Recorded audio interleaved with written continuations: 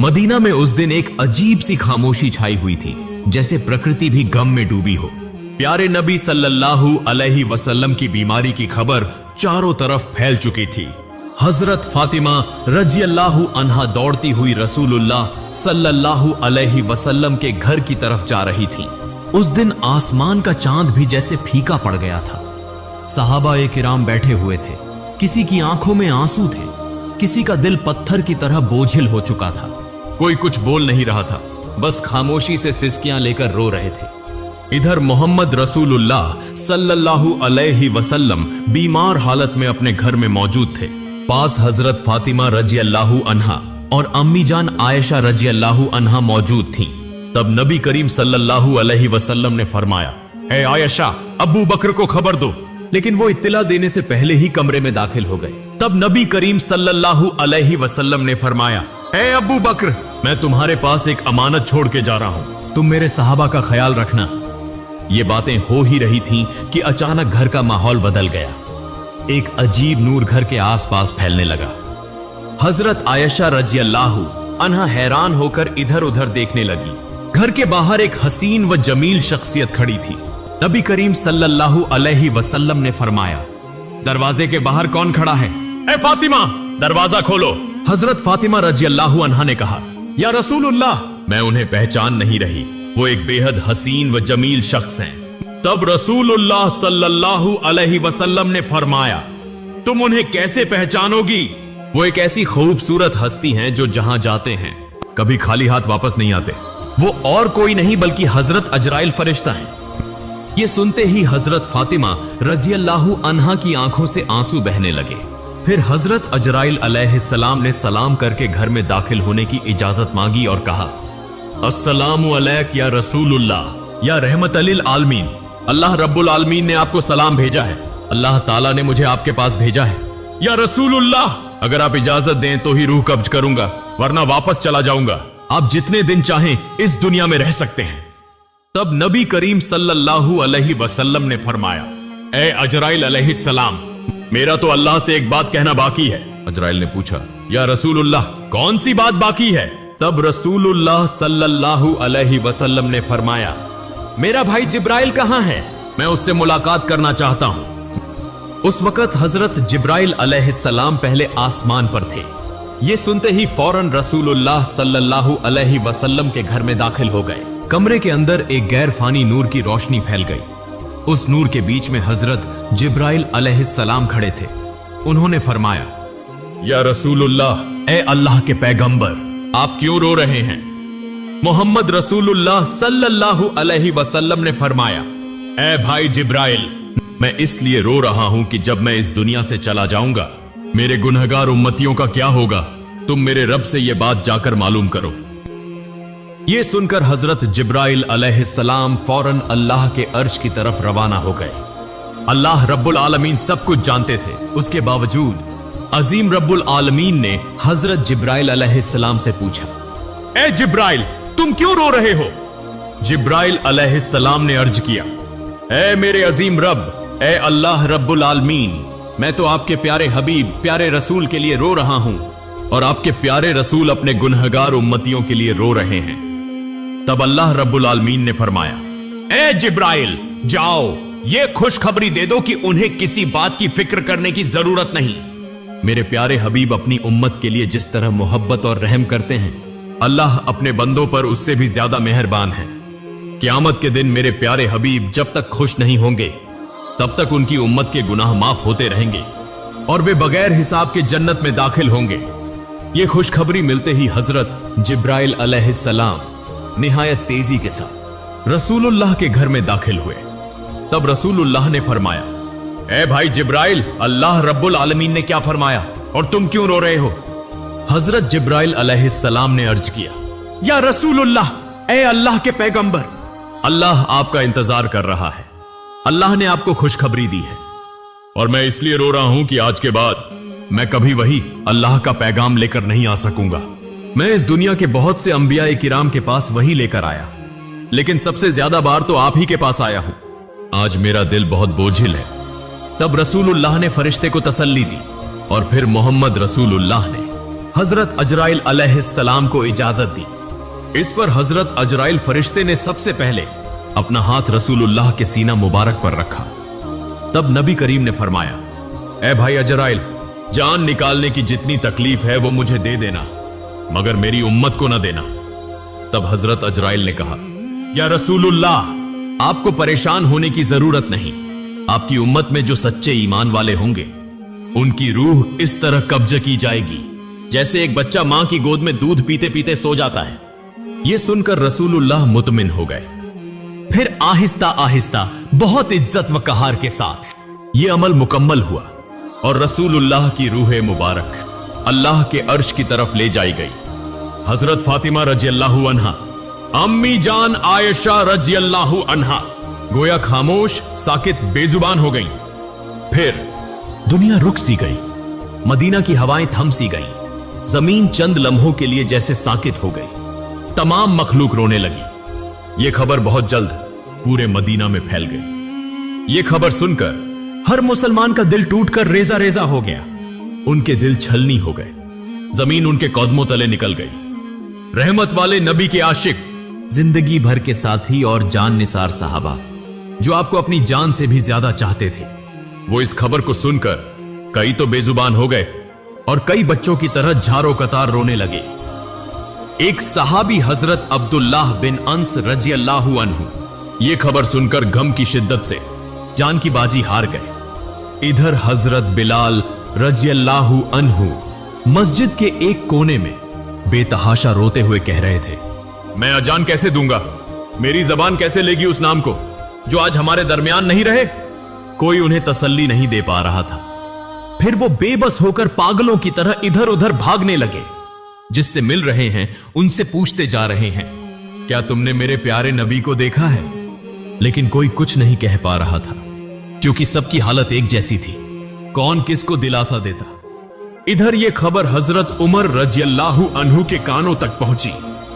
हजरत उमर रजियल्लाहु अन्हु जैसे अकलमंद, बहादुर और दाना सहाबी जोर जोर से रोने लगे, तलवार निकाली और कहने लगे, मेरे प्यारे नबी कभी वफात नहीं पा सकते। जो कहेगा कि हमारे नबी का इंतेकाल हो गया है, मैं उसे तलवार से 2 टुकड़े कर दूंगा। वो हमें छोड़कर नहीं गए, वो हमारे दरमियान मौजूद हैं। उसी समय हजरत अबू बकर रजियल्लाहु अन्हु वहां पहुंचे और फरमाया, ऐ मदीने के लोगों, जान लो कि सिर्फ अल्लाह ही हमेशा जिंदा रहने वाला है। वह कभी नहीं मरता। वही अजीम है, वह सबसे आला है। इस दुनिया में जितने भी नबी और रसूल तशरीफ लाए, सबको एक दिन मौत का जायका चखना पड़ा। उसी तरह हमारे रसूल ने भी आज मौत का जायका चखा, लेकिन वह तो जिंदा है अपने पाकीज़ा अमल में, हमारे दिलों में। फिर हर सहाबी सिसक सिसक कर रोने लगे। उस दिन मदीने की फजा बोझिल हो गई। मदीने की गलियों में रोने की आवाजें गूंजने लगी। औरतें अपने घरों से बाहर निकल आईं। बच्चे खौफ के मारे मां के दामन से लिपट गए। मर्द एक दूसरे की तरफ खामोशी से देख रहे थे। कोई समझ ही ना पा रहा था कि यह इतना बड़ा खला कैसे पुर होगा। उस दिन सिर्फ इंसान नहीं रोए, जमीन रोई, आसमान रोया, तमाम मखलूकात रो पड़ी। मदीना का आसमान जैसे खामोश हो गया। फिर हजरत अबू बकर रजियल्लाहु अन्हु आहिस्ता आहिस्ता महबूब नबी के घर की तरफ बढ़े। घर में दाखिल होते ही उन्होंने महसूस किया कि एक गैर मामूली सुकून वहां छाया हुआ है, जैसे जन्नत की खुशबू वहां महक रही हो। सब एक तरफ खड़े होकर रो रहे थे। उन्होंने कहा, आज जमीन से सबसे ज्यादा रहमदिल इंसान रुखसत हो गए। हम कैसे सिर्फ उनकी याद में जी सकेंगे? फिर हजरत अबू बकर रजियल्लाहु अन्हु रसूलुल्लाह के चेहरा मुबारक से कपड़ा हटाकर उनके चेहरे पर बोसा दिया और रोते हुए कहने लगे, ऐ अल्लाह के रसूल, मेरे मां बाप आप पर कुर्बान हो। आपकी जिंदगी की तरह आपकी वफात भी पाकीज़ा है। अल्लाह की कसम, आप पर दोबारा कभी मौत नहीं आएगी और अब कभी झूठ आपको छू भी नहीं सकेगा। इसके बाद हजरत अब्बू बकर रजियल्लाहु अन्हु घर से बाहर निकलकर लोगों की तरफ मुतवज्जे हुए तो देखा कि हजरत उमर रजियल्लाहु अन्हु शदीद सदमे में हैं, परेशानी में हाथ पांव मार रहे हैं। तब हजरत अब्बू बकर रजियल्लाहु अन्हु नरमी से बोले, ए उमर, खुद पर काबू रखो, सब्र करो। ए उमर, याद रखो, हर जानदार को मौत का मजा चखना है। तब हजरत फातिमा रजी अल्लाह अन्हा कहने लगी, मेरे अब्बा जान मोहम्मद रसूलुल्लाह अल्लाह की दावत पर लब्बैक कहकर जन्नतुल फिरदौस में मकाम हासिल कर चुके हैं, लेकिन मेरे इस दर्द का हाल कौन जानेगा। उधर हजरत अली रजी अल्लाह अन्हु गम के सदमे से पत्थर की तरह खामोश हो गए। यूं महबूब नबी का खानदान, सहाबा, मुहाजिरीन सब के सब बेजबान हो गए। सिर्फ हजरत अबू बकर रजी अल्लाह अन्हु सब्र व तहम्मुल के साथ सबको तसल्ली और नसीहत देने लगे। रसूलुल्लाह का पाकीज़ा जिस्म जमीन पर मौजूद ही था कि खिलाफत के इंतखाब का फैसला किया गया कि अब मुसलमानों का खलीफा कौन होगा। इस बारे में रसूलुल्लाह ने कोई सराहत से हुक्म नहीं फरमाया था ताकि उम्मत में इख्तिलाफ या फितना न हो। इसलिए चंद दाना और फहम वाले सहाबी जमा होकर मुसलमानों के खलीफा के इंतखाब का फैसला करने लगे। लेकिन जैसे ही गुफ्तगू शुरू हुई, अंसार और मुहाजिरीन के दरमियान राय के इख्तिलाफात पैदा हो गए। खिलाफत का दावा होने लगा। ज्यादा इख्तिलाफ पैदा न हो इसलिए हजरत उमर रजी अल्लाह अन्हु आगे बढ़े और फरमाया, मुसलमानों के खलीफा हजरत अबू बकर रजी अल्लाह अन्हु ही होंगे, वही हमारे रहनुमा हैं। आज से मैं हजरत अबू बकर रजी अल्लाह अन्हु के हाथ पर बैत करता हूं। फिर उन्होंने हाथ में हाथ देकर बैत की। फिर हजरत उमर रजी अल्लाह अन्हु को देखकर तमाम लोग इस फैसले को मान गए। उसके बाद हजरत मोहम्मद की तज्जीज व तकफीन की तैयारी शुरू हुई। सबसे पहले रसूलुल्लाह के जिस्म मुबारक को घर के अंदर गुस्ल देने का इंतजाम किया गया। गुस्ल देने के लिए सहाबी आगे बढ़े। वो सब कहने लगे, अल्लाह की कसम, हमने महसूस किया कि नबी के जिस्म मुबारक से खुशबू फैल रही थी। हम जन्नत की खुशबू महसूस कर रहे थे। सबकी आंखों के आंसू रुक नहीं रहे थे। उसी वक्त एक सहाबी बोले, हम भी रसूलुल्लाह के गौसले मुबारक में शरीक होना चाहते हैं। हजरत उसामा बिन जैद रजी अल्लाह अन्हु गौसल के लिए पानी लाने लगे। उस वक्त वो कह रहे थे, ए अल्लाह के महबूब रसूल, मेरे मां बाप आप पर कुर्बान हो। आपकी वफात के बाद हमने ऐसी चीज खो दी है जो अब कभी वापस नहीं आएगी। आज से वही के तमाम दरवाजे बंद हो गए। या रसूलुल्लाह, आज का दिन दुनिया भर के लिए एक बहुत बड़ा गम का पैगाम है।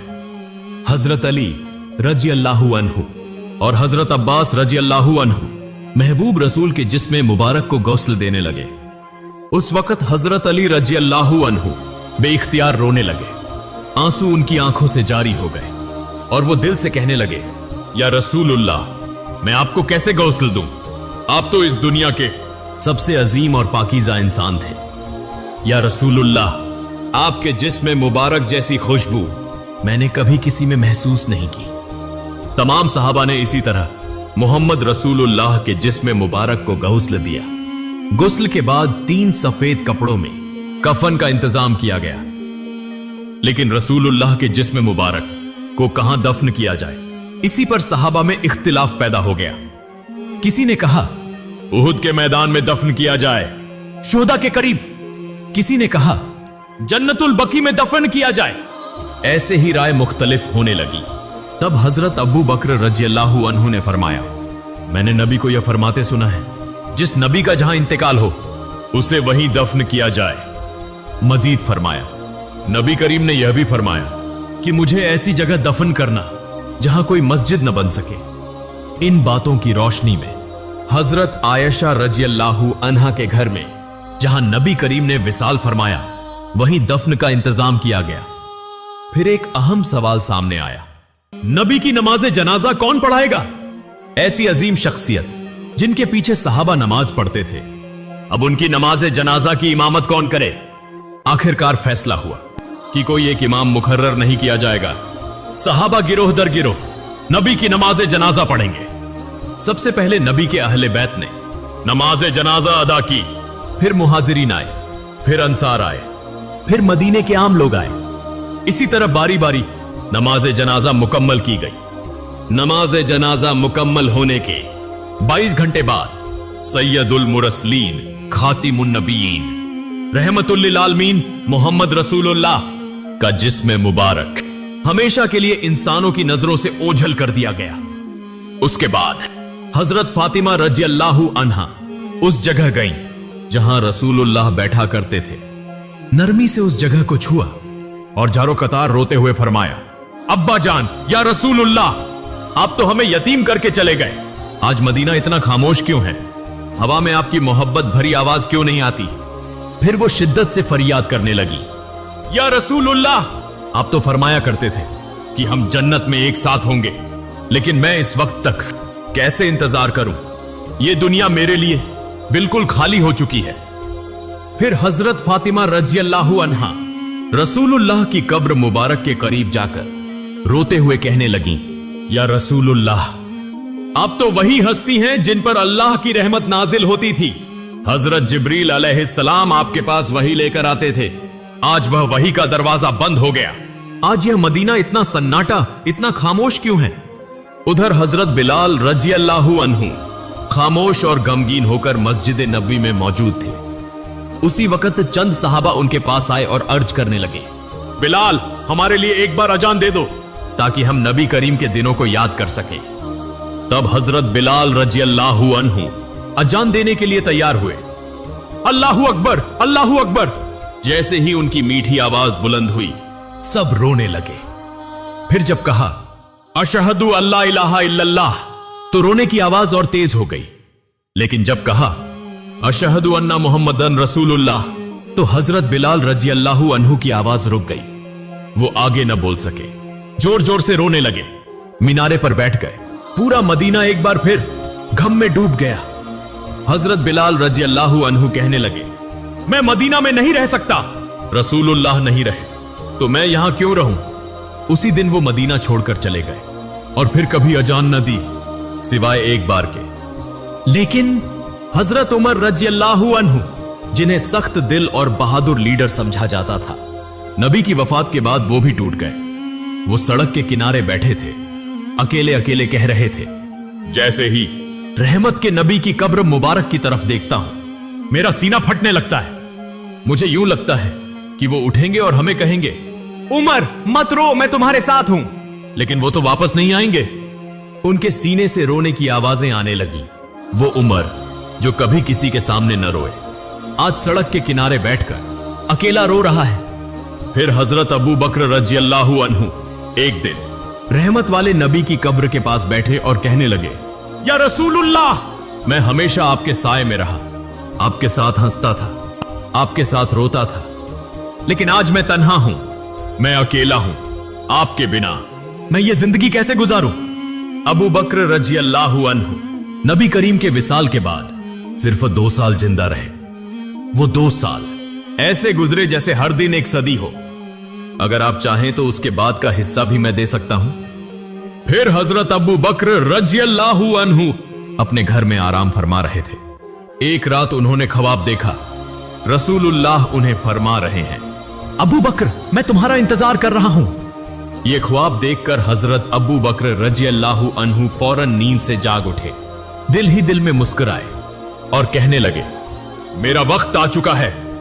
यूं चंद दिन गुजरने के बाद वो आहिस्ता आहिस्ता बीमार हो गए। जब उनकी वफात का वक्त करीब आया, तब उन्होंने अपने अजीज सहाबा भाइयों से कहा, मुझे रसूलुल्लाह के पहलू में दफन करना, मैं उन्हीं के पास वापस जाना चाहता हूं। जब हजरत अबू बकर रज़ियल्लाहु अन्हु ने वफात पाई तो उन्हें नबी करीम के पहलू में दफन किया गया। तब ऐसा महसूस हुआ जैसे मदीना के आसमान से फिर से रोने की आवाजें आने लगी। हजरत मोहम्मद रहमतुल लिल आलमीन, शफकत वाले नबी, मोहब्बत वाले नबी, हम जैसे उम्मतियों के लिए कितनी तकलीफें बर्दाश्त फरमाई, लेकिन आज क्या हम वाकई नबी करीम से मोहब्बत करते हैं? क्या हम आज भी उनके गम को महसूस करते हैं? क्या हम उन्हें याद करते हैं? क्या हम उनकी सुन्नत को थामे हुए हैं? या अल्लाह, हमारे दिलों को नबी की मोहब्बत से भर दे। या अल्लाह, हमें ऐसी जिंदगी अता कर कि हम नबी के रास्ते पर चल सकें। या अल्लाह, हमें ऐसी मौत अता फरमा कि हम जन्नत में नबी से मुलाकात कर सकें। प्यारे नाजरीन, आइए हम सब अहद करें कि हम नबी के किरदार को अपनाएंगे, उनके अखलाकत को अपनाएंगे, सादा और सीधे रास्ते पर चलेंगे और मौत के वक्त पाकीजा कलिमा पढ़ते हुए अपने रब के हुजूर हाजिर होंगे। अल्लाह रब्बुल आलमीन हम सबको यह तौफीक अता फरमाए। आमीन।